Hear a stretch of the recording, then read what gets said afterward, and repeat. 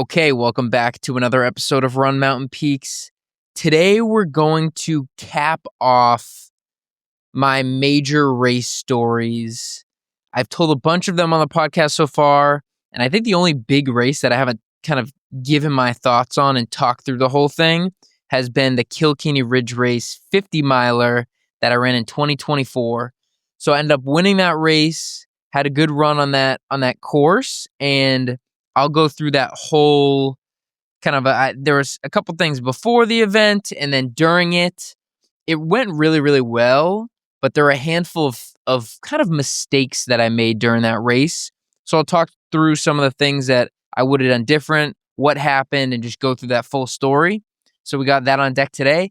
And then hopefully, those are my, I think I've told all the big stories. So now we're getting closer to the trail season this year, and I got a bunch of things I want to do. So the stories from me in the future coming are all they have not been written yet. We'll say that. So there's a lot of things that I want to get out on this year. A lot of race efforts that I'm starting to line up. Hopefully everything goes well. So excited about it. But this will be the last old story that we're bringing out as far as big races for me. And then we're going to talk about the Marathon Sports buying 603 trail races. So that's Sunapee Scramble, Ragged Mountain 50K stage race, the Loon Mountain race, all these races.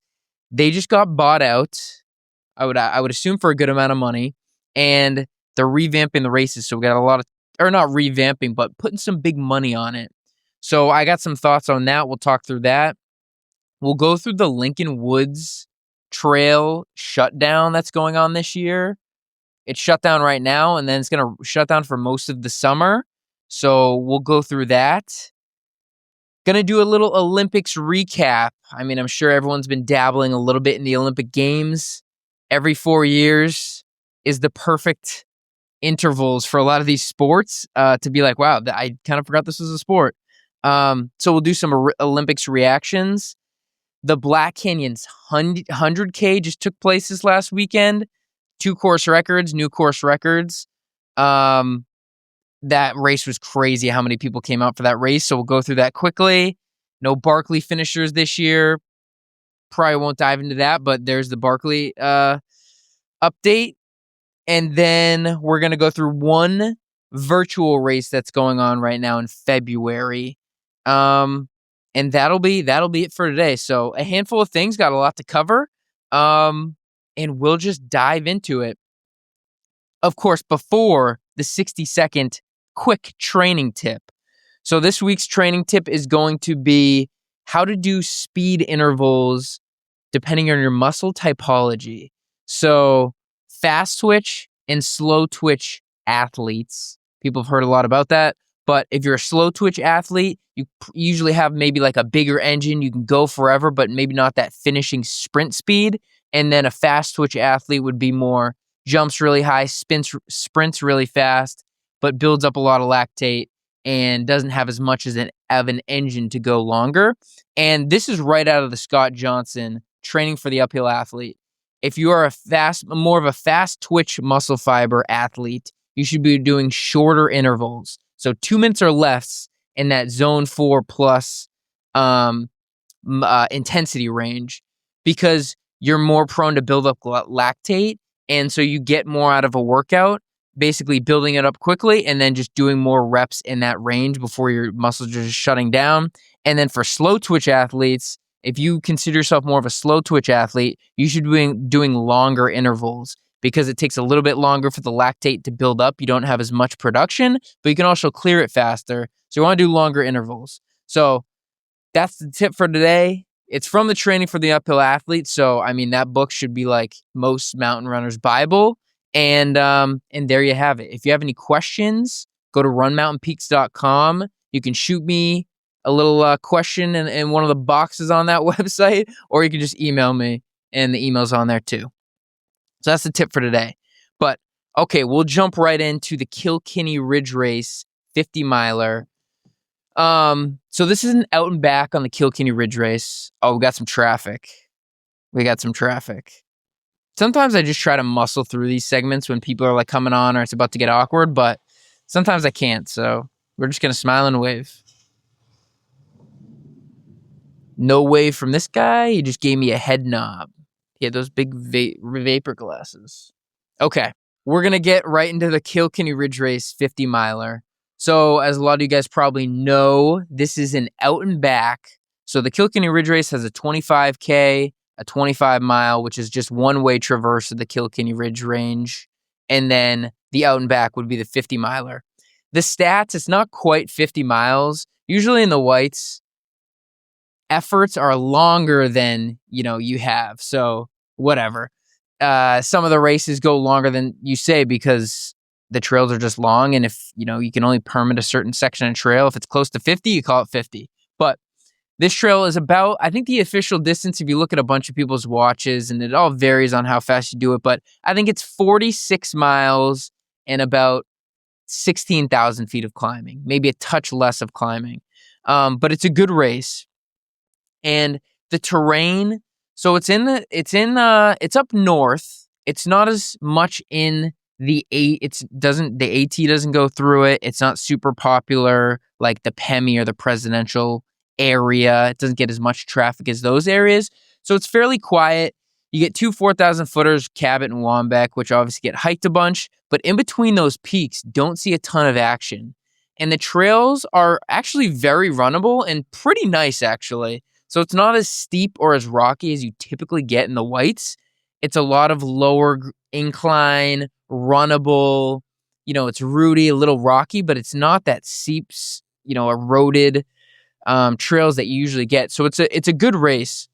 I think in terms of the terrain, it's faster, it's easier. You do have some easier miles. It's not as steep or technical, but it is remote, which I think adds a little bit of slows you down as far as like times, how fast these times are. One, just because water. So if you don't have a bunch of water, there's not many places to fill it up. So you have to go to the aid stations. So you have to carry more stuff. And that ridge can get so overgrown. So in the summer, it's horrible. I think nobody likes going back there. It's very quiet. I think I did one training run on that route. And I saw one person the whole day. I did 20 or 25 miles. I only saw one person.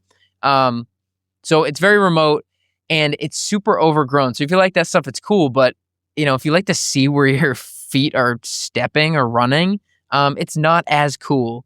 There's lots of blowdowns. So I think 2 winters ago, it was a really bad winter. We had a ton of blowdowns. And so there were a ton of, logs over the trail. So it's just that sense slow. It's not as prezi technical slow as it is just remote slow. But I think it is a faster course. So, and you don't have a ton of big climbs. So you have one big climb as you go up to Cabot, and then one big climb as you go up to Wambeck, the 2 4,000 footers. But in between, the Weeks, Mount Terrace, I think it's called, it's all less than 1,000 foot up and down undulating, which I think is, it doesn't take as much out of your legs as some races do. So, but it's a good race. It's remote. I mean, it's definitely one of the gnarlier 50 milers in the Northeast, maybe the country. So it's a good race, and there's been a lot of people that came out and done it. So going into that race, I was in pretty good shape. I came off of Hellbender in May. I didn't have any injuries after Hellbender. Got back into training pretty smooth. I think I had a fairly busy summer. I don't think I did any other huge efforts. I did some moderate efforts, not race efforts or FKT stuff, but just longer days that summer. And then this was the race I was doing in the fall, the Kilkenny Ridge Race. So I think it's mid-September each year. And going into it, was not injured, was pretty fit, as fit as I had been. And my training was pretty good. So I was finally getting up in volume. I was probably before that Kilkenny Ridge Race was probably the first time that I was consistently did a block where I did 40 to 45 or 50 miles a week. I would assume that my last block was around 45, 50 miles a week, which was really good for me. I mean, that's a lot of vert. I couldn't tell you how much time that took. I was probably 10 to 15 hours, somewhere in there. So it was a good training block, and I was feeling really good going into the race. Going into it, usually I have a spreadsheet of how fast I want to do everything, but didn't have that. I just was I'm going to go. I want to compete.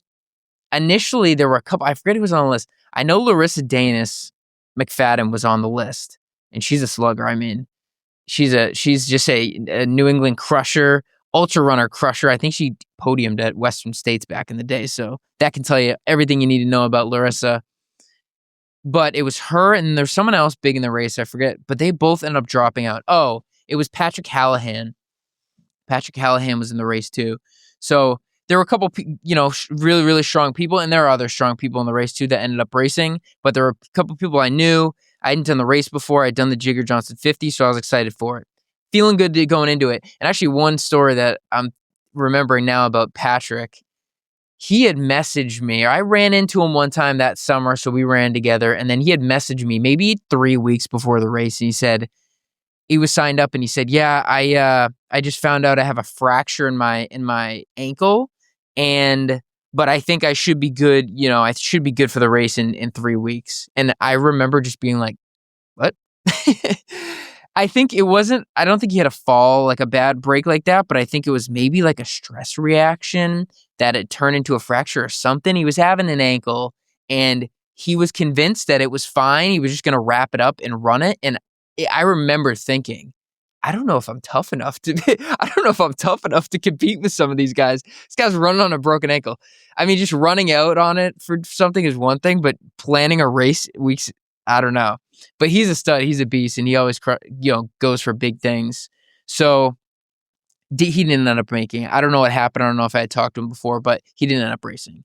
But anyway, going into that race, was feeling good. The one hiccup before the race, which had happened, was the weekend before. I was in southern Maine. I was in the woods, off trail stuff, and I got a tick. And it was one of those little tiny ticks, and I didn't realize the tick.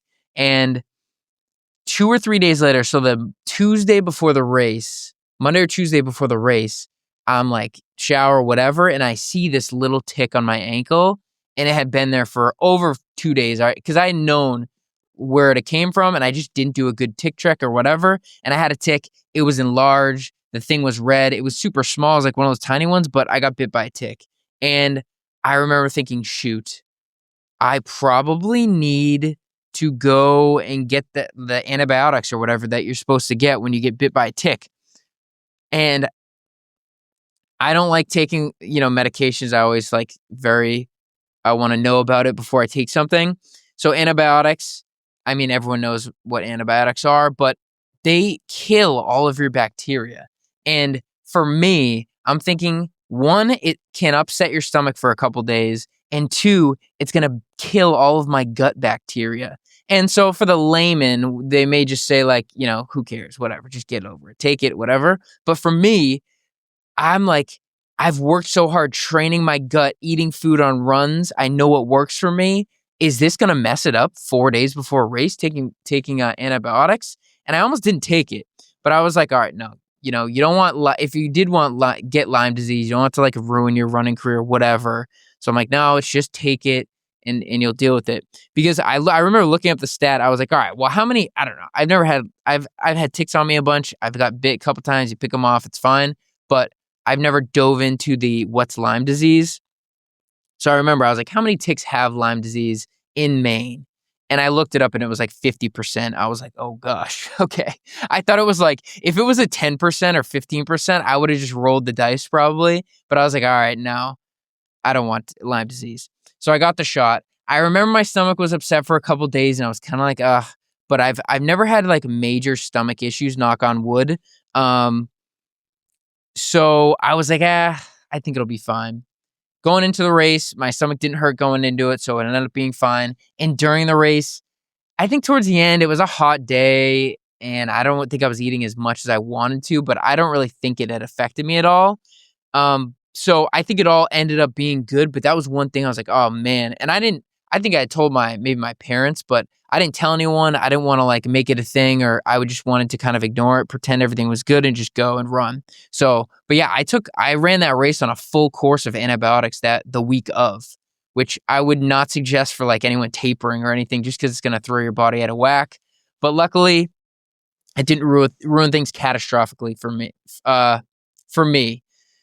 So that was the one thing before the race, and I think in one sense you're like, oh, why did this happen now? I've never got bit by a tick. I've never had to take these antibiotics. But in another sense, I do think that there are so many controllables in life, whatever you're trying to do, that you can't actually control. And it's like, all right, next time I have a race, I'm doing tick checks before. Like, it sounds kind of stupid and silly, but there's so many things that you can do to, like, all right, make sure this doesn't happen. So it was a learning lesson. I'm not going to do crazy bushwhack. Always going to check for ticks before races. And just in general, it's good practice. That was one thing I learned before the race. But so the race starts. It's a very, very early race. You start at 5 a.m. And at the beginning of the race, I had known a few of the people in it, was doing some, ultra sign up snooping, a couple guys from Canada who were pretty strong. And so I kind of had a good feel for the race. And my plan going into it was to get to the top of Cabot, which is about 9 miles in, and maybe just stay with whoever was running there up until Cabot, and then Cabot on the descent, try to drop whoever was there, and then just kind of go the rest of the day. That was kind of the plan. Because I wanted to pace it good. I always say, I'm more confident in my downhill than my uphill.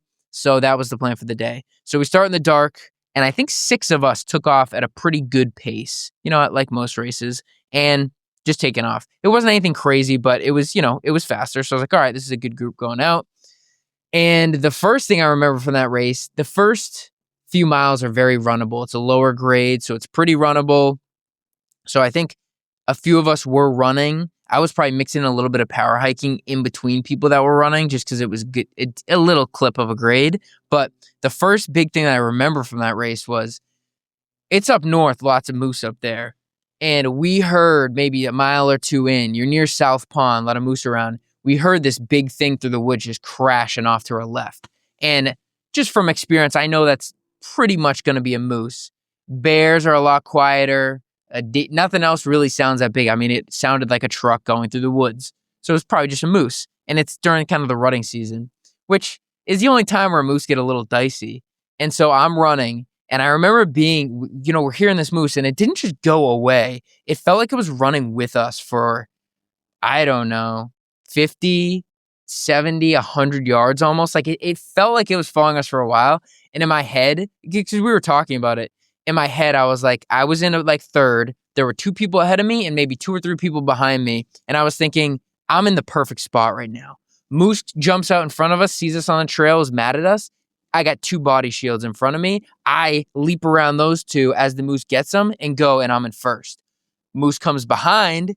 They get the 2 people, and I have time to maneuver around. Maybe I try to, I don't know, pony up, jump into second place and get, so I got 3 people behind me, but I got time.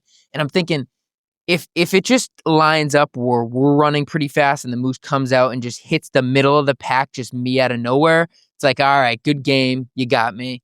Hats off to you. But I felt pretty comfortable, safe from the moose.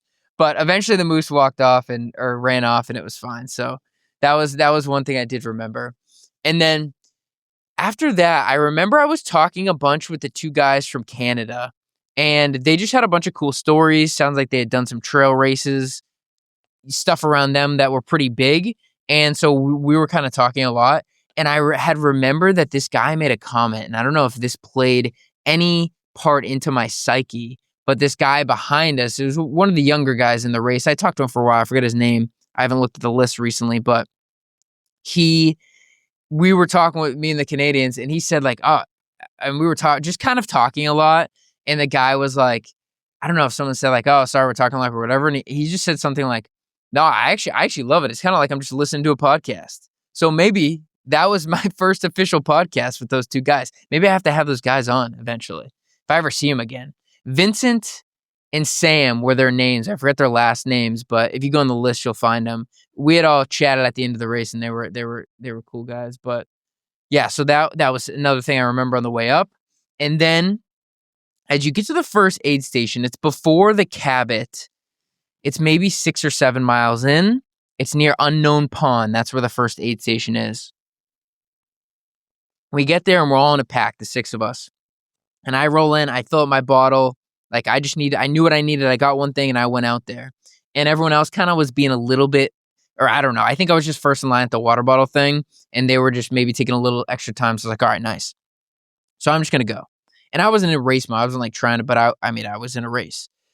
So I went and I figured they would catch up. Like I'm dropping these guys. But I go and I'm feeling good and I don't see anyone behind me. And I'm thinking, oh, wow, that's kind of crazy. And so I started going a little bit easier, almost to let them catch up. Like I was like, I don't need to go fast. I'm just going to go kind of chill. So I was going leisurely. And then, 5 minutes in, up in front of me, I see like a bright yellow shirt. And I'm thinking, what the heck?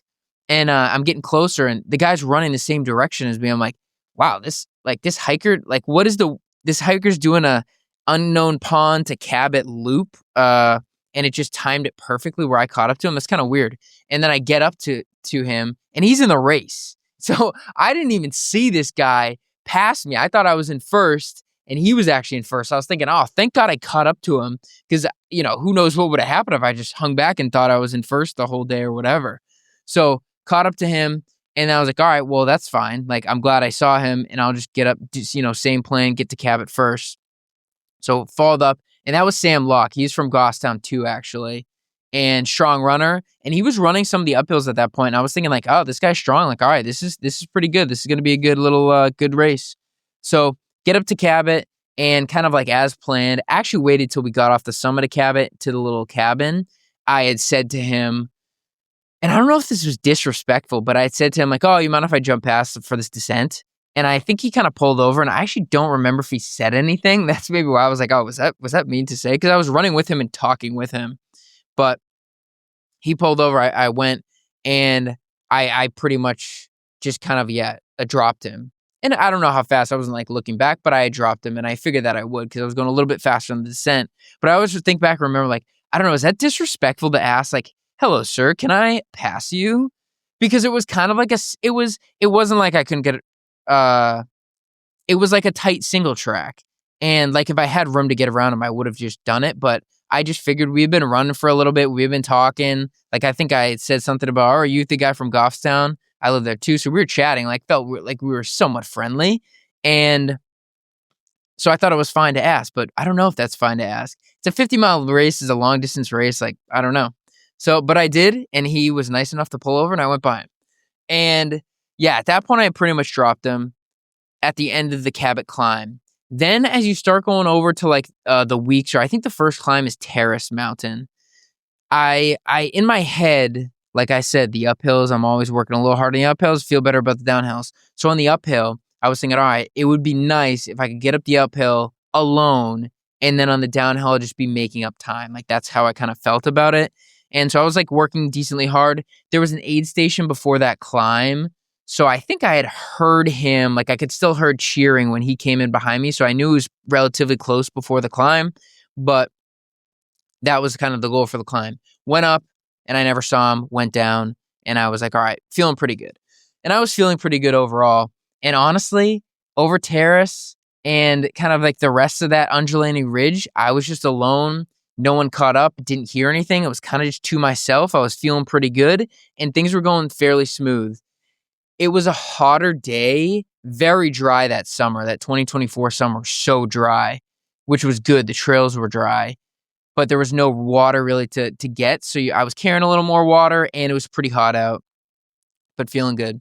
And honestly, no really things to report on in that middle section. I mean, I didn't see any moose. I didn't see any people. It was fairly good, like easy day, like, or just like a regular day in the mountains. So nothing really that I can remember that stood out. But at some point in the day, I think the 25 milers start at 7 or 8. So at some point in the day, I started seeing those guys come up. I think it's 7. So I don't know where I saw them, but it was somewhere around the weeks where I started seeing people. And that was kind of like a nice boost. It's cool to see people on an out and back. We probably had the same amount of energy. It wasn't like I'm at the end of the race and they're super energetic. So I didn't really need an uplifting spirit, but it was cool to see people and, you see some of the top runners and whatever. So did that, was running.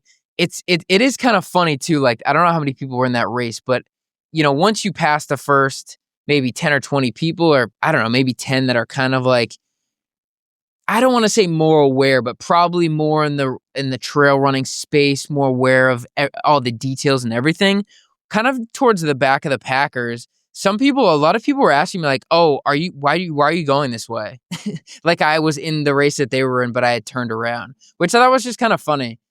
I don't know. I guess I don't know the whole shuttling, like where they had to meet or whatever, but I don't know. And also when you're in a race, maybe your brain's just a little mush. But I remember a couple of people had said that, and I just thought that was kind of curious. I remember I saw a couple of people that I knew, so it was cool, cool to see them, say hi quick, and then kept moving. And the weeks, that is like the pinnacle of the weeds and the blowdowns. I think before the race, they usually do a little bit of trail work. So the trails are the best they are all year right before the Kilkenny Ridge Race. So anything big or like easy to clip is pretty good. But in that section, it is just kind of up and down. You're in the middle of nowhere, getting tired. Those are like hard mountains, I will say. It's a cool vibe out there. It's very backwoods, ferny, moosey. That's how it looks. So it's a cool little area if you haven't got out on it. But that went fairly smooth. The only thing that happened on that section is I hit my head really hard on some sort of branch or thing that was overhead that I guess was in there pretty good, and I chipped my tooth a little bit on that race. And I remember like my neck really hurt at first. I was like, is my neck okay? Yeah, I think I'm good. I could feel it and everything. And so that had happened, which was, it was just a tiny little chip, but I remember that hurting and be like, okay, wake up. I always hit my head like I'm a little bit taller, 6'1", so, and I think my awareness outside of where I'm focused on maybe is lower.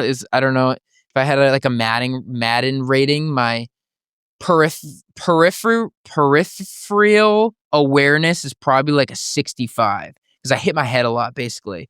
And the woods, especially in the winter when you have that snowpack in the whites, I'm just getting hit in the dome all the time. But that was the chip, the tooth, and then got up to Mount Wambeck down to the highway there, which is like the turnaround point, the halfway point. I was out of water. I was really hot, and I was just like, I need water. It's very hot out. It wasn't super hot, but it was definitely mid to high 70s, probably humid for September. It's like hotter than it had been, and I was really feeling it. So going down there, I was kind of like, all right, I need to get to the aid station. And so far, the race had gone pretty much perfect. I think I did the plan up to Cabot, took it easy up there, and then started working a little bit harder. Nutrition, everything was eating, drinking enough, was feeling pretty good. I was aiming for probably roughly 11 hours. So I was thinking like 5:30 out, 5:30 back. And I think I did the traverse in 5:30 or 5:35. So it's like up to halfway, perfect, which is how a lot of ultras go. This is the first half of an ultra is not the test of how fast you can run, guys. It is the second half. So this is where a few mistakes happen. Not big, but I felt like they were big. Or it's something that I like to try to just be cleaner on next time. I get down there.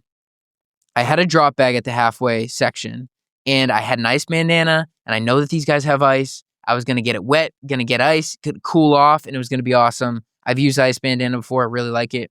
And somehow in my drop bag in the morning, pulling stuff out, putting stuff in, a last minute switch, I took the ice bandana out. So I'm like, oh my gosh. And I was really big on like the cooling kick. Like this is where like in Western states, you start seeing everyone doing everyone's on the cooling. And so I'm really trying to do it.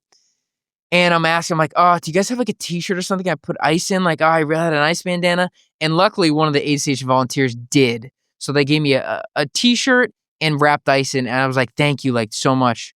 This is awesome. So I get my stuff. It was kind of like a little bit, probably a couple minutes there, but I get the ice bandana and start going up. I have this big shirt with ice in it on the back of my neck. I'm going up Mount Wambeck, the last big climb, and then you really can start pushing up, pushing down, and I cannot feel a drip of this water or ice getting to me. It's basically just it's such a big t-shirt. It's all getting absorbed. It wasn't working. And then I start realizing some of the ice is falling out because we were just trying to makeshift a little thing right there. And the shirt's like starting to get damp, but ice is falling out, and it's like it's not even worth it. And so now I'm climbing up Wambeck. I was supposed to be doing fast, all this stuff, and I had a warm waterlogged big t-shirt that I just had to carry the rest of the way, which doesn't sound like a big deal, but one, water weighs a lot. Like the ice finally melted at least a little bit where it wasn't helping me, but it was weighing in the shirt. And I have this shirt, And I told the guy I would give it back to him. And so many times I was just thinking, just chuck, the bad devil on my shoulder was like, just chuck the shirt, get it, find it later, you won't see this guy at the end. But I was like, no, that's wrong. He helped me out. You don't want to, dip it. And then who knows when I can get it again. So I didn't throw it. I packed it on my pack, and now my pack has this extra thing that I didn't need. Waterlogged, wasn't helping me. And on top of all that, I'm hot. Like, I didn't get any of the benefits of the cooling. So that was one thing. How much did it prevent me? I don't know. Is it a couple minutes? Is it 5, 10, 15 if you say? Who knows what it is? But it's these races, you have to execute perfectly. You have to be extremely fit. And that's what I'm really chasing after. Like, I'm trying to be the best that I can and run all of my runs the best that I can. And this is just something that I messed up and like learning for later. So that was the ice thing. The second thing, at the halfway point, I did have poles. So I had some Lecky poles that I used. I'm not a huge pole person. I don't use poles at all anymore. Like in training, I didn't use it on the Lodge to Dodge, which is 72 miles, 28,000 feet of vert. I always said getting into ultra running, the longer it is, the more vert you have in the whites, the more, the more I was apt to use them. But as I've gotten a little bit longer in the sport, I don't know. I just don't seem like they help me. They definitely take weight off of your legs, which I understand. You're saving your legs for later in races, long races. But the force that you're using in your arms costs your body more oxygen and energy than it would if you just did it through your legs, because your arms are smaller muscles, so you have to work harder to use the same force. And then you're carrying extra weight. So when I use poles, it for sure feels like I'm going slower and my heart rate's probably a little bit higher, but it saves the legs. So it's like if you think your legs are strong enough and they won't give out at the last couple climbs, then don't use poles. But if you think they will, they probably would help. So there's a fine line. I think a lot of the stuff in the whites, they probably do help. And the longer you go, the more they do help. But for me, I would not run that again with poles. I think I would just get my legs stronger and more ready for the race. So that was the other thing. And then honestly, the way back, pretty uneventful. Like I said, I was alone. I had never seen anyone. At the halfway point going up Wambeck, I saw 2, 3, 4, 5, 6, people started coming in. And I remember that they were closer than I thought they would be, because I was going pretty fast. Who knows? I didn't know what people's goals or whatever was, but it's always, there's, in a race, there's always people right behind you. That's what you got to think about. Even if I haven't seen anyone in so long, there's people around you. So I was remember like, all right, like this is a race still. You got to go. But yeah, once I got to Wambeck, I was like, all right, I'm going to start pushing, especially in the downs. So the rest of it was uneventful. Solo, all the 25ers are gone. So it's just me again, dry, hot. And I think this is when the food stopped going down as good, but nothing like crazy, like that I can note, a year and a half later. But yeah, that was that. I think the weeks were super annoying. I just think they go slower than you always think that they will. So they were just still super annoying on the way back, which was fine.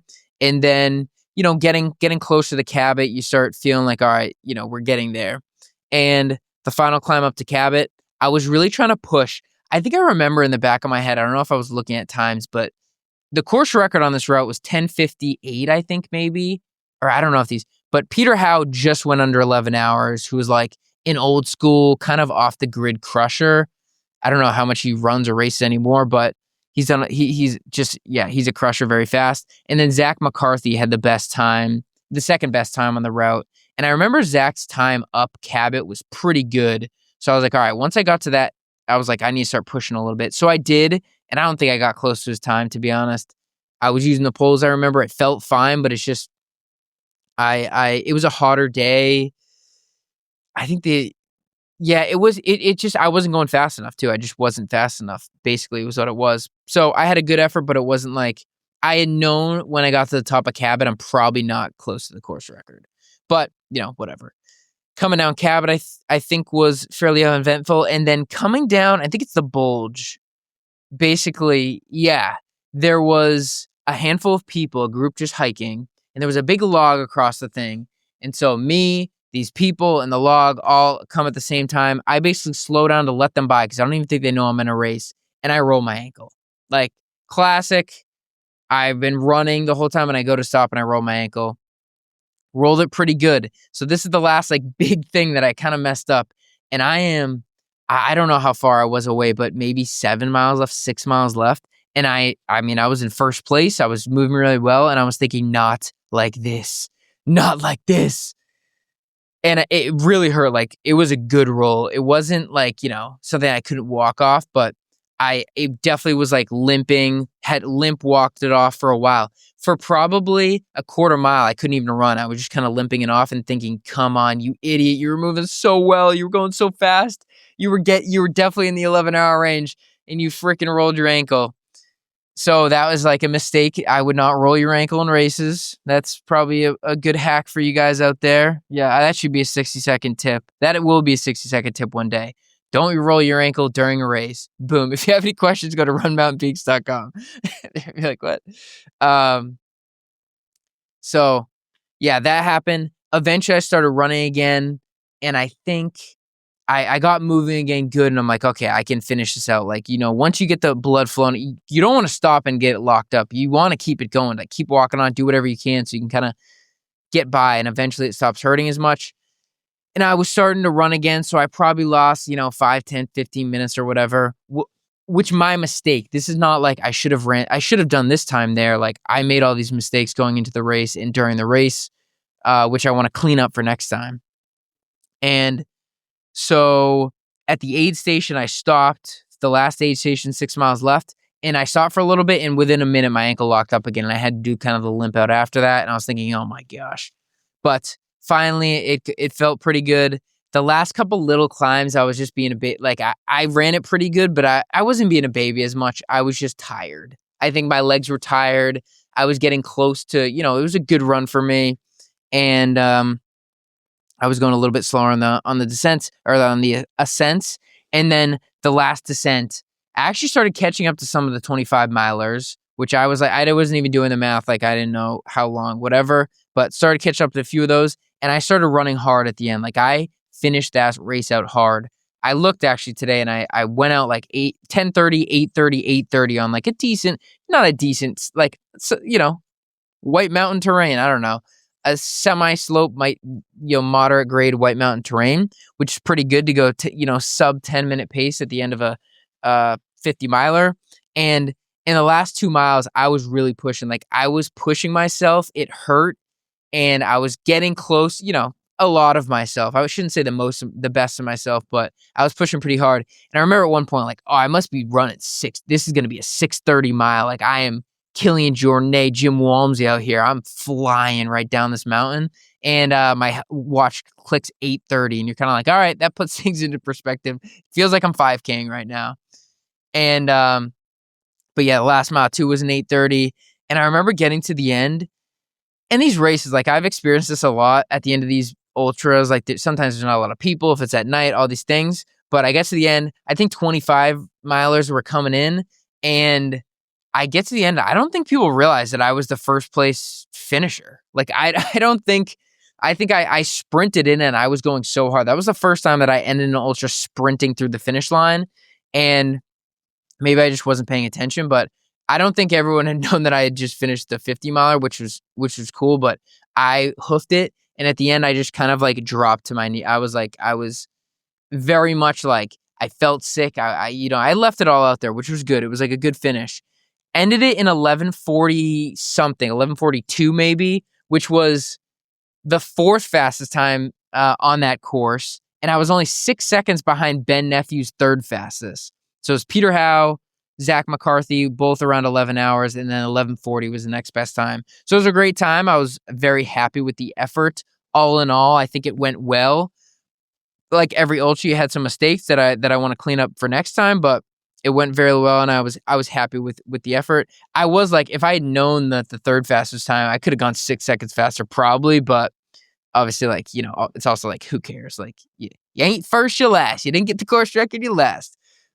So, whatever. But yeah, and then at the end of the race, I remember Nick and Jackie were like, "Hey, you want like this or you want this?" And I was like, they're like, "Are you okay?" I was like, "I think I just need a minute." So I took a little minute to myself and I walked down to the South Pond because it was the evening, so it was light out, nice pond, lots of food, good vibes, probably a fire, people the whole nine. And I was just kind of like trying to come to. And this one older lady who had finished the 25 miler, I forget her name. I don't even know if I had known her name, but she had kind of like a chair set up in the water. Is that how it happened? Maybe. Or maybe I pulled someone's chair, whatever. But she was like, "Do you want to sit here?" Because she could kind of tell that I was. So I kind of sat down and was just like putting my feet in the water, like trying to just recoup. She was like, "Do you," and she was eating something, maybe like some sort of bar or something, and I think she was like, and maybe I was looking at it in a certain sense, and her motherly instincts kicked in essentially because she was a little bit older, but she still crushed a 25 miler. She was like, "Do you want this?" And I was like, "Yeah, can I have that?" She was like, "Yeah, you can have that." And then I think she brought me a cup of like some sort of juice or something. So it was very sweet of her, very kind of her. But I was useless at the end of that. I just had to take a little minute. So that's how that race ended. And then the other thing from the end of that race that I remember was those Canadians. They finished. So the next, I think Sam came in second, 13:10 maybe. So like almost an hour and a half behind me. So I was there for a while, just kind of hanging out, recouping. I was driving myself home, so I don't know. I was just kind of hanging out, I guess. Eventually they came in and it was like 2, 3, 4 were all really right in a row. And then two of those guys were the Canadians. And they had a couple of people in the 25 miler race that they all came down, like had an Airbnb kind of for the race. And so they were all kind of hanging out. And I kind of got in their circle somehow. Like I was in a chair and I kind of was chatting them up a little bit. And we were talking, just kind of like shooting the shit a little bit, telling different stories. And once in a while, these guys would go into French because they were obviously French Canadian, I would assume. So they would, we'd be talking mostly English, and they would say something in French, and sometimes they would laugh. And they definitely were not like making jokes at me. I mean, maybe they were. Who knows? Like that is very plausible, but I don't think they weren't. Not in a mean way. Like they were very fun, nice people. And but at one of the times they had told a joke or something in a story, and I was just like, "Hey man, I kind of want to know what you got. What are you guys laughing at?" And I think that they had told me or whatever.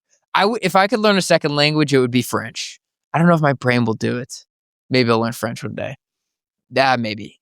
Who knows? But so that was the race. That was the Kilkenny Ridge Race. I ended up driving myself home that night, which was kind of a grind, but it was one of the short, it's a shorter, you're not like super crushed from it. But that was pretty much the race. And so, yeah, it went pretty good. It was kind of uneventful. So maybe some funny things in there, but nothing like super mega. Learned about the antibiotics, learned about kind of the ticks, learned about some things on course. But all in all, it was a super good race. I really liked it. And I have some unfinished business there for sure. So I think I had mentioned this, but the Kilkenny 50 and the Jigger Johnson 50, I do want to do again. And because I had done those when I was more getting into it, so I feel like I'm more fit now and, have more to give at both of those races for sure. So this year I have a wedding conflict with the Jigger Johnson, I believe, or maybe the weekend before I have a long wedding weekend, so can't do the Jigger Johnson. But the Kilkenny 50 may be what I'm going to do this year as one of the races. So could be doing that this year. I looked at the sign-up list. It doesn't look like they're super booked right now. But the White Mountain Endurance races have been booking up pretty quick. So who knows? I may have to jump on that sooner rather than later. But yeah, that was the Kilkenny Ridge Race 50 miler story. So hope you guys enjoyed it. If if you haven't heard any of my other race stories, that I did the Hellbent, I did the Jigger Johnsons, I did a few other ones, so they are in the list of episodes if you didn't hear those ones. But we'll just jump into the next topic outside of the race stuff. We'll go through some of this stuff fairly quickly, but the one big one I do want to talk about is Marathon Sports buys the 603 trail races. So I mentioned this at the beginning. Basically, the 603 trail races, Tom Hooper, he's been putting these on for a while. So the Sunapee Scramble, the Ragged Mountain 50K and Stage Race, Loon Mountain Race, Kimsett Cliff Run, Vulcan's Fury Race, and the Cranmore Mountain Race. All of these are now owned by Marathon Sports. I don't know much about Marathon Sports, but it sounds like it's a bigger company.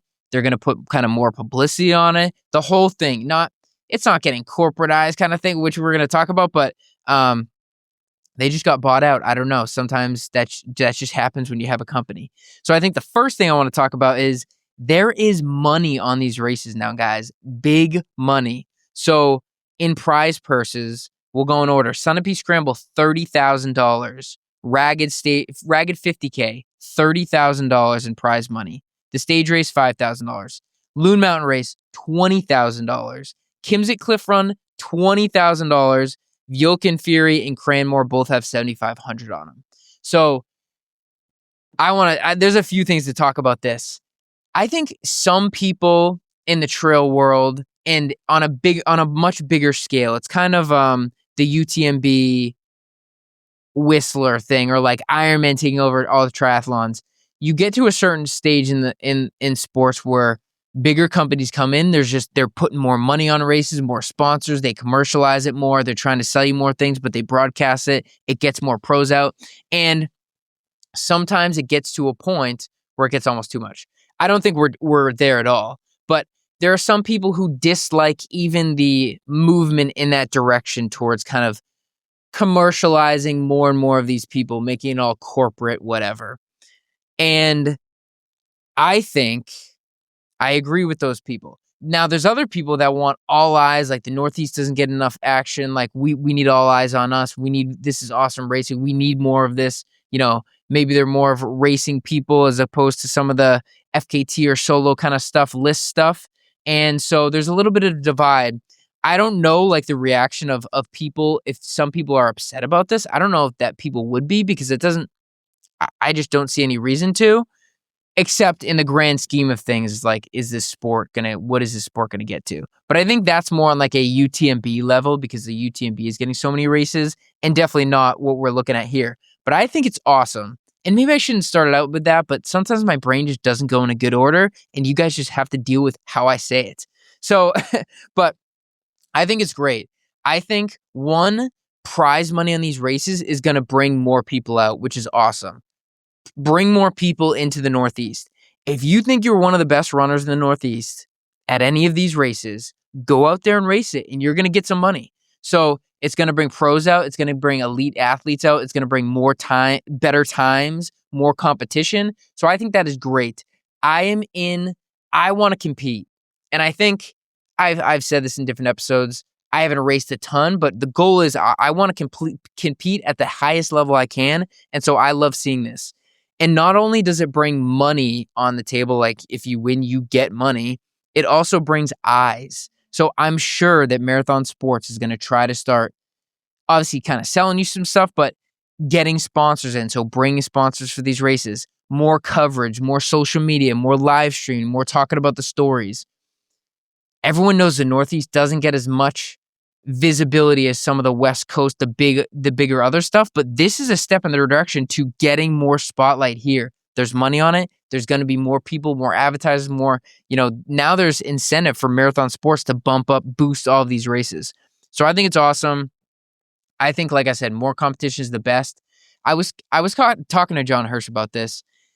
A lot of sports start out as, a handful of passionate people in a small unknown sport. Like that was what triathlon.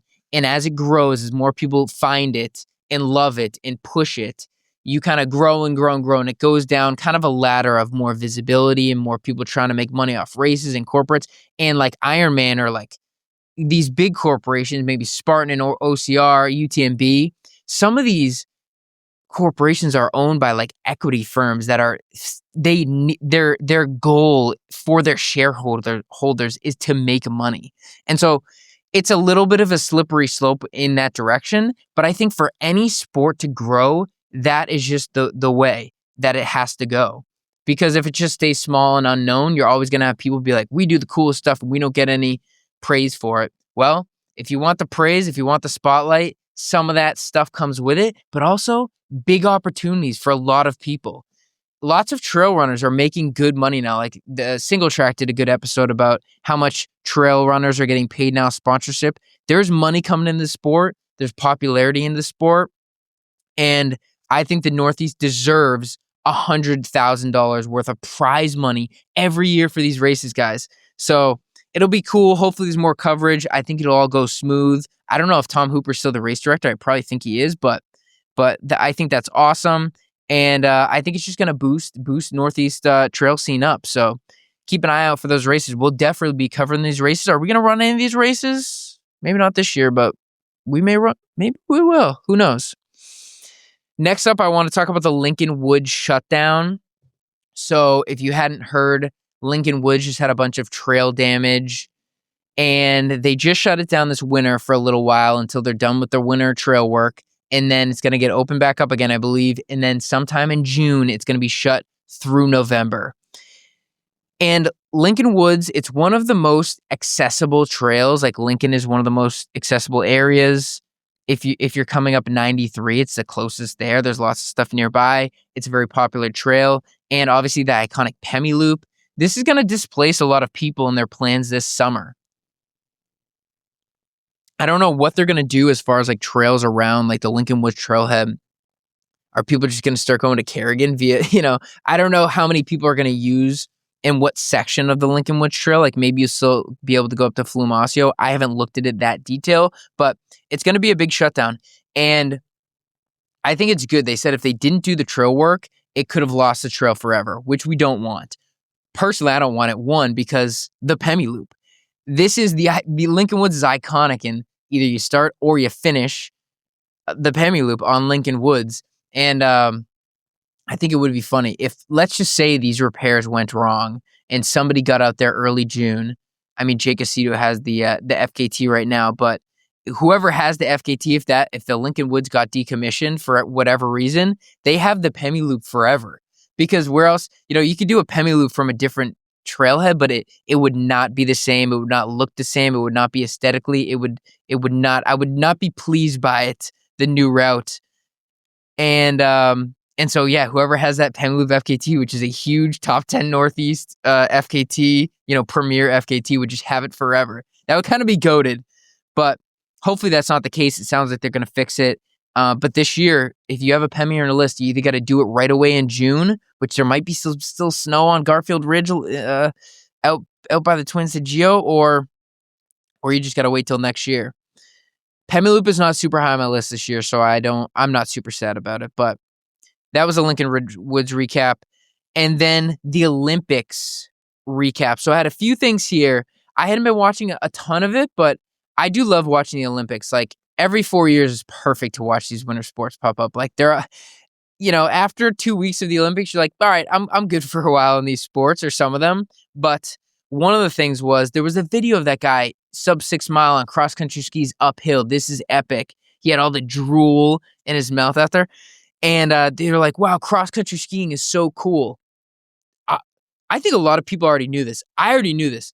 In the winter, one of my favorite things to do is go on the bike, Planet Fitness, and put on YouTube and put just an old whatever cross-country skiing Olympics race or world championship race. Cross-country skiing is electric. These guys are so fit. And anybody at the end of a race on skis comes across the finish line, collapses.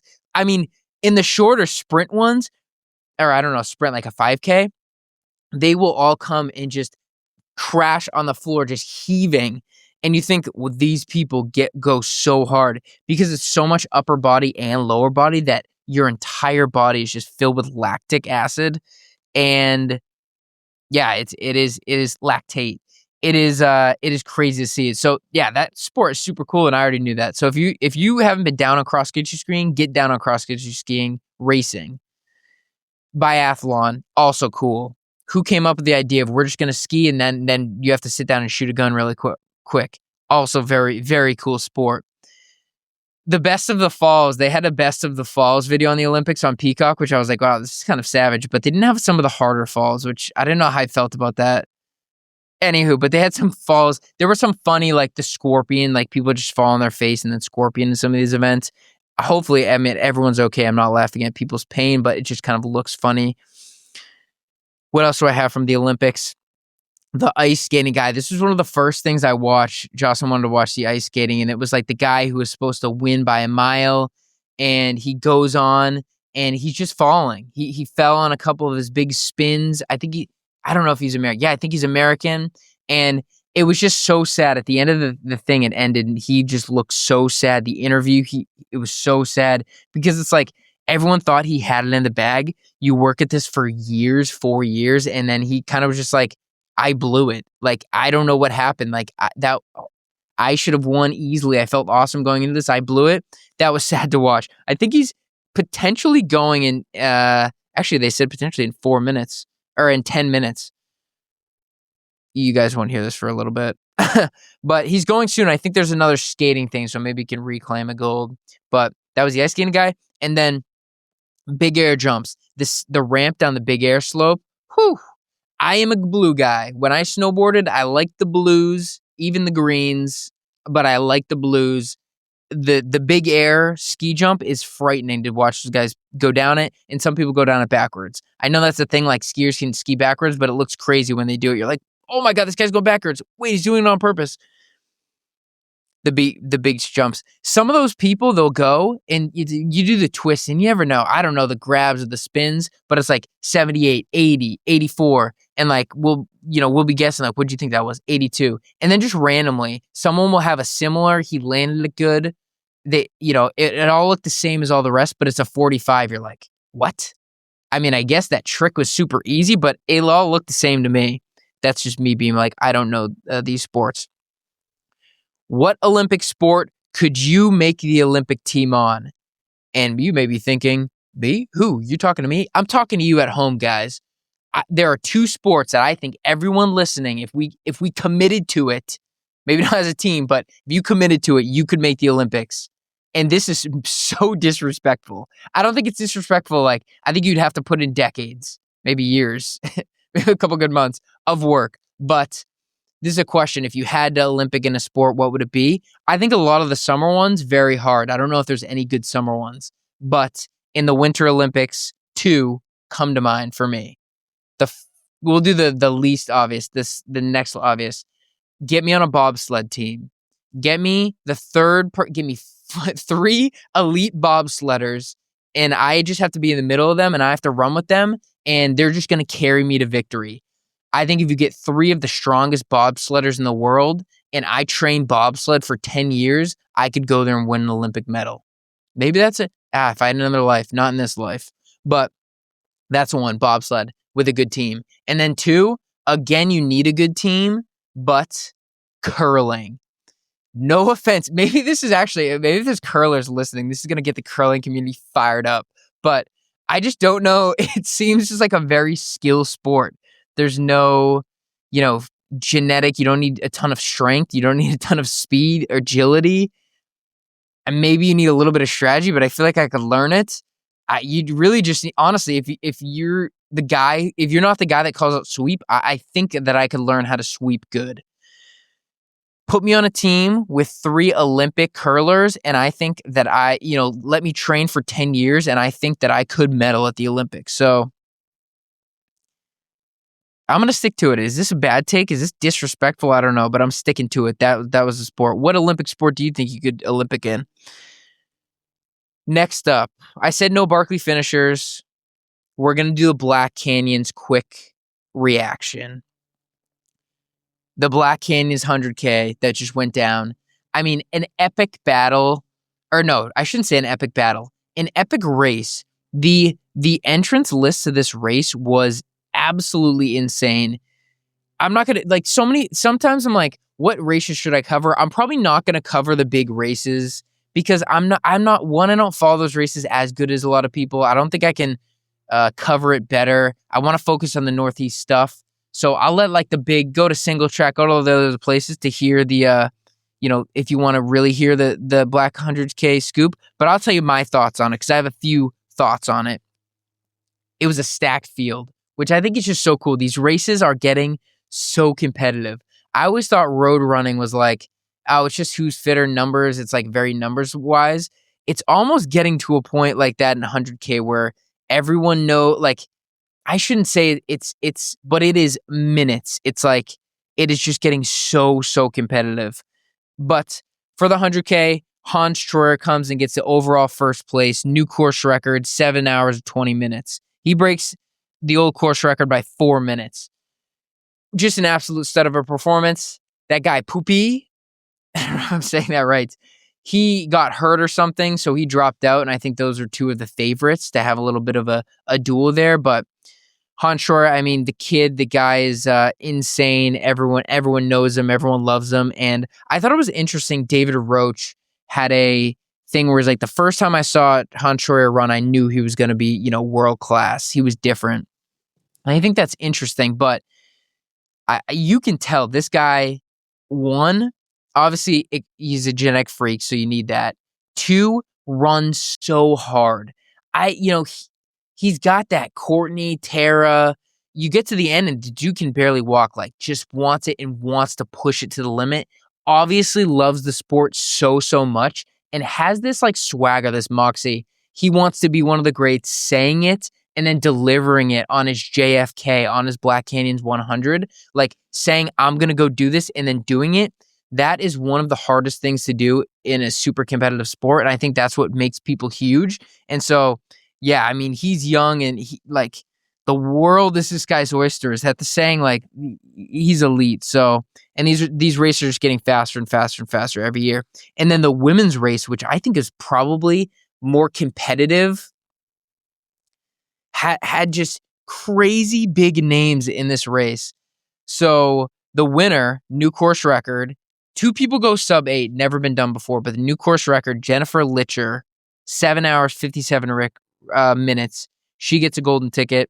And then second place, Ann Flower, goes sub 8, which has never been done before, so under the CR. And then Tara Dow, third. She runs 8:11, also under the CR. So you have 3 people under the course record. Think about how many years they've been running it. And that was the course record. No one had ever gone faster. And then you get a year 3 people go under. It's just insane. Fourth place, Molly Seidel, comes from the marathon, an Olympic medalist in the marathon. Fast as you can get, long distance stuff. She comes in 4th. And then Abby Hall comes in 5th. There were some other big names. Riley Brady was in it. She had the course record. I think she came in 9th, didn't have a good day. But just an absolutely slugfest. And I think it's actually cool. Tara Dower and Molly Seidel come in 3rd and 4th. And I don't know enough about the other people, so maybe I'm not doing justice to them as much. But Tara Dower is somebody who came from, hiking the AT, candy mama, just eating candy, kind of being a hiker. And then Molly Seidel is like that Olympic marathoner in that sponsored world, that racing pro elite world for so long. And it feels like 2 opposite ends of the spectrum, but they're coming together as, 2 of the best ultra runners in the world. I think I could fairly say that. Definitely in the United States. We'll see how long Molly will be in the sport. I think that's a very impressive finish. And it's one of her first ultra's longest race, so I'm sure she's learned a bunch with it. Her fitness is there. It's just going to be time and experience. She could be an absolute slugger. It's just, it's very cool. Everyone's getting pushed so hard. I think it doesn't matter what your background is. There are so many ways to be good at elite ultra running. So many different areas you can succeed in. And if you want something, I would start going after it now, because there's a million people who also want the same thing and are working really hard. So it's only going to get more competitive, more exciting in the trail racing scene over the years. And yeah, so it's cool to see. So that was my Black Canyons 100K recap. Yeah, that's what we got. And then we're going to finish up real quick. There is a virtual race going on in New England. So last week I talked about the Frozen Folly BURCS race, which was a virtual treadmill kind of race. This month in February, BURCS is also doing the Satan Sidewalk 66.66K, or the virtual 66.66 hour virtual race. First of all, you mess with 666 stuff, virtual, the devil stuff too much. I don't know. I think it's kind of funny, but I don't know sometimes. You don't want that bad juju.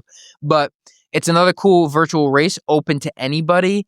The 66K is, you do it Satan Sidewalk, so it's got to be outside on a sidewalk, and you do 66K. And the 66 hours of virtual indoor treadmill, I believe, where once you start the clock, you just have 66 hours to get as much as you can. And those will be ongoing. We'll go through those results at the end of the month, next month. But that was the only New England Ultra going on this week. And that's what we have for today. And that's pretty much today's episode. Hopefully last week, if you heard the John Hirsch interview, hopefully you liked it. I think that was cool to do. Next week, we may have a little bit of a special episode. I don't know how it's going to pan out, but it'll be a little bit of a different special episode, should be exciting for me. And we're going to start doing more interviews and get more people on the podcast, which would be great to hear stories. And like I said, I got race efforts coming up this year. I'm finally starting to, feel a little better. I got stuff's moving. We got to keep stuff moving in the right direction, but I got some things I'm excited about. It's been getting warmer around here. Like some of these days in the high 30s even are feeling so good, where the spring is coming slowly. It's coming slowly. It's been a brutal winter, one of the coldest winters in 20 years, but I'm excited for this year. A ton of stuff going on. All those races. I think the trail scene in New England is going to be off the charts this year. It's going to be awesome. I'm excited. And for now, this was this episode 24. We're almost at half a year. Let's go. 24 episodes. I appreciate you guys watching.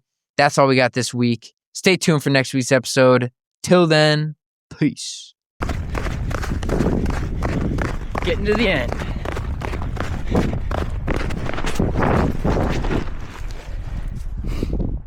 I meant to do that.